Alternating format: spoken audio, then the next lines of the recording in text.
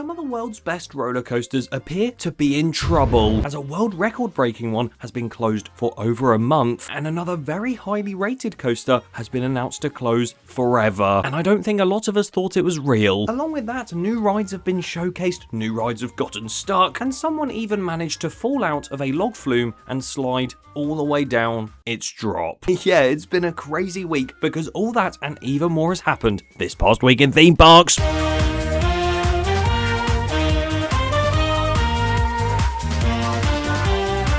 Welcome back to the next installment of the forever ongoing series, this past week in theme parks, where we take a look at the entire past week in theme park news. And as said, it has been a crazy one, so make sure you watch till the end and make sure you subscribe to the channel as well if you haven't already, because there's a ton of exciting content coming very, very soon.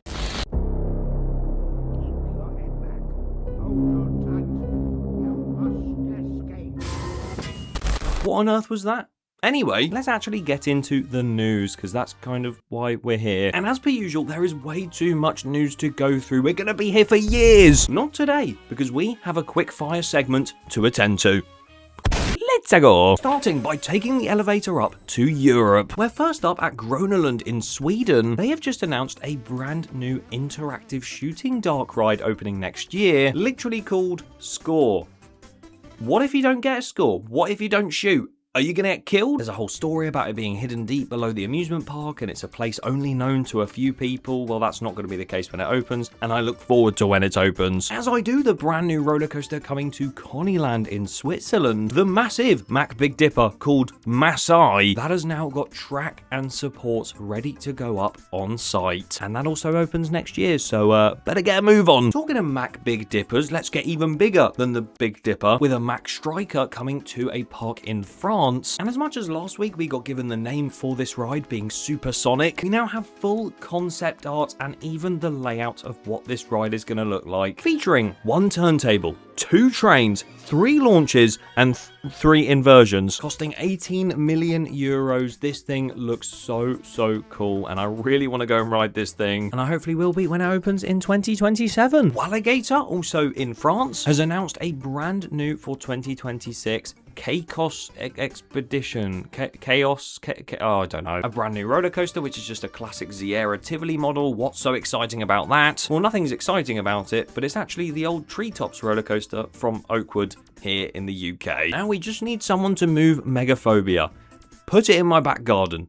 Please. Wait, I've already got one piece. I'm getting there slowly. All across Europe, especially in France and also the Netherlands, lots of parks have been announcing ride closures or just closures of the parks themselves because of the insanely hot temperatures in the past week. And I really don't blame them, because being at a theme park or being somewhere when it is that hot is not fun. As much as it is gutting if you were planning on going, it's probably for the best. Typical that was also on the same weekend I was in the Netherlands for a festival, which obviously went ahead and was so good. But at a festival, a lot of people stay up partying and raving all night long. Well, you could actually stay at a theme park and ride rides all night long. At Toverland, also in the Netherlands, because they were open for 25 hours, meaning all throughout the day and all throughout the night for an event. And because of the heat I just spoke about, I don't think it was a very good event. But you would never see opening hours like that anywhere else in the world. But back to somewhere that knows bad opening times very well here in the UK. Over at Alton Towers, the plans that they put in X Sector for a brand new indoor walkthrough attraction, and everyone thought it was going to be for this year's Scarefest. Could we see the Sanctuary too? Well, the question is, could we actually see the building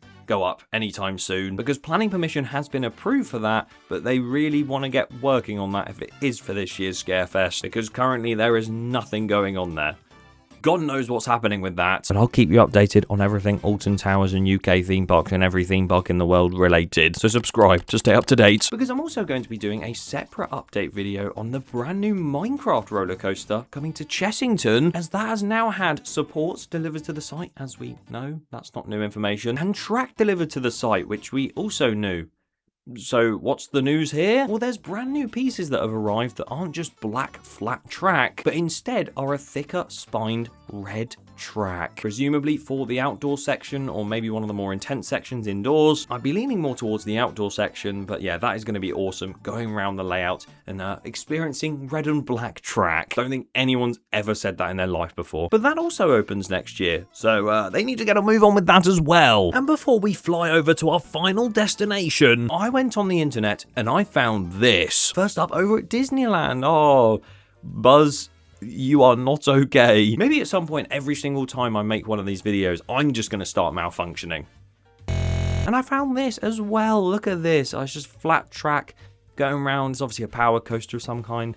It's spinning slightly, and it's just got loads of sandbags on the top of it. That's how roller coasters are going to start testing things when they first open. Not with water dummies, but with these sandbags just tied to it. That is hilarious, and I want that cred right now. But moving swiftly on to the USA, there is somewhere else we have to go later in this episode, but we'll talk about that when the time comes, because genuinely, what on earth is going on over there? In good news, Carowinds' brand new rip-roaring falls, that is a lot of words, has finally now gone vertical with the beams of the sort of massive support structure where the huge drop is going to be. That has now gone in. Fantastic stuff. Disney's Hollywood Studios Monsters Inc. track was originally spotted on the site, but now has actually been installed into the building. Project Purple at Six Flags Great Adventure has had its crazy support structure almost topped off, and it genuinely looks like if I went like that, it would just fall over. Holiday World are revealing their brand new water ride, the Mack Rocking Boat, apparently. Literally tomorrow when you're seeing this, so if it is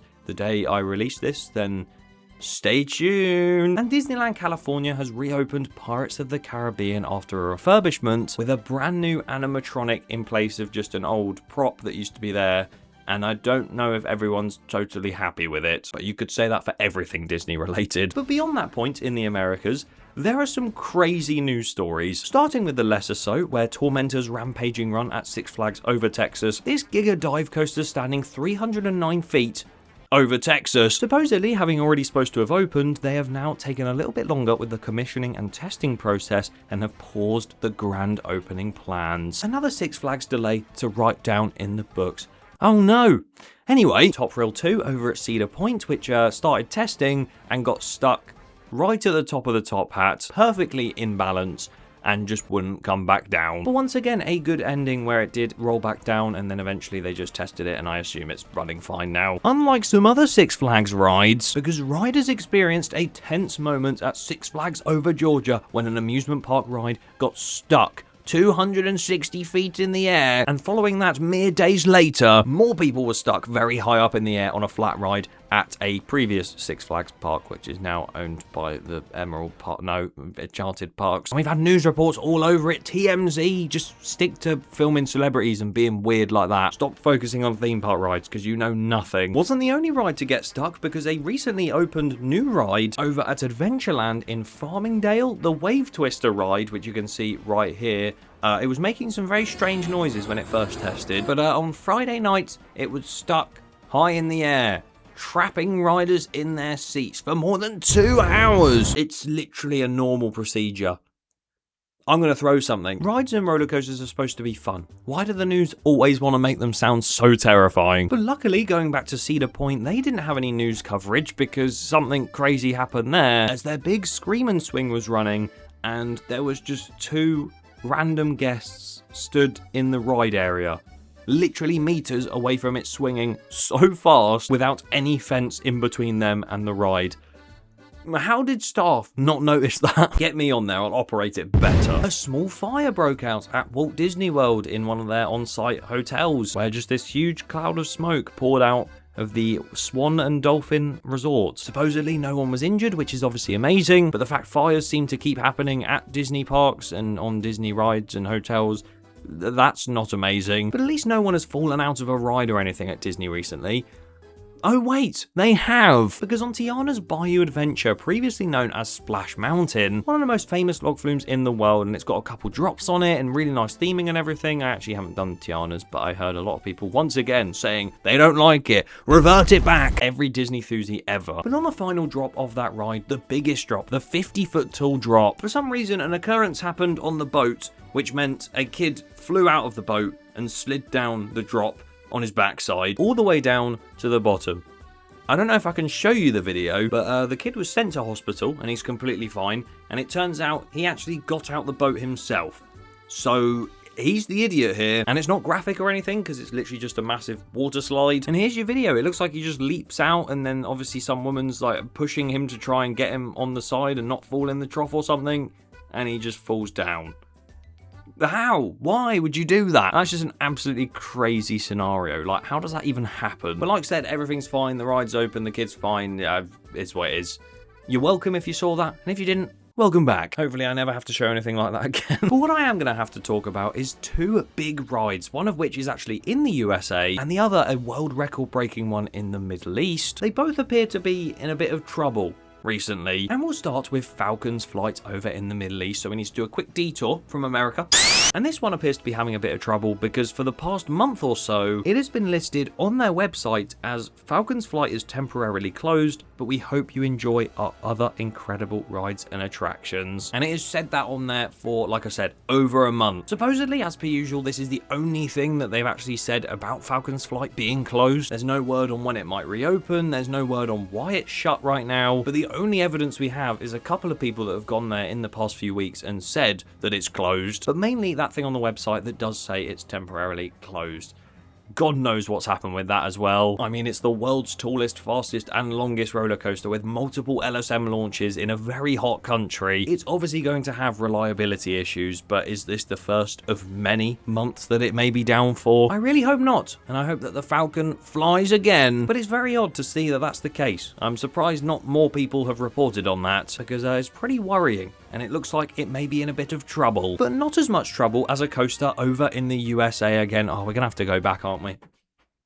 Over in Fun Spot Atlanta, a very, very highly rated RMC roller coaster there called Aireforce One had a rumor circulating in the past week that this world-class roller coaster might actually be closing with the entire park at some point sooner than you might think. And as much as this rumor was deemed false and everyone thought, no, that can't be happening, Aireforce One will live on, and Fun Spot Atlanta, as much as it's not the busiest place in the world, surely they would have announced it by now, blah, blah, blah, blah, blah. I think that then made the park announce it, because they released a press release letter that stated that the park will close following its final day of operation on August the 2nd, 2026, saying that it was an extremely tough decision and the Atlanta team has poured their hearts into serving their guests and creating a place where families could have fun together. And this is the sad thing, right? Of course, Fun Spot Atlanta is a very small park, and as much as it will be sad to see that coaster go, which we'll get onto in a minute, the worst part about it, along with any other theme park closing, is the fact that that team behind the park and also those staff members who work there day in, day out, they've just been left completely void of a job now,